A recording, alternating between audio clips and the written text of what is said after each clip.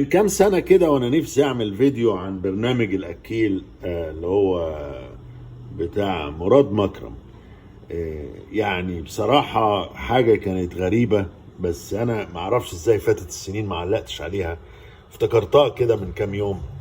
مرة دخل مطعم وقال للراجل وريني المنيو، مش ده احنا قعدنا نشوف في المنيو، الناس يعني مبسوطة قوي بقى ان الاكلات دي كلها موجودة في المطعم ده، وهيبتدي هو بقى ايه البرنامج انه يوريك بقى اكلة اكلة.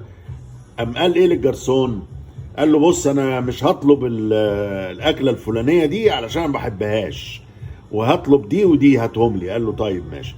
طيب يا سيدي انت ما بتحبهاش، احنا عايزين نشوفها، احنا بنتنيل نحبها. يعني انت بتحب، انت جاي تعمل برنامج لينا ولا لنفسك؟ قال ايه شيل دي او ما تجيبليش دي عشان انا ما بحبهاش. طب احنا عايزين نشوفها ايه هي دي. لا اله الا الله.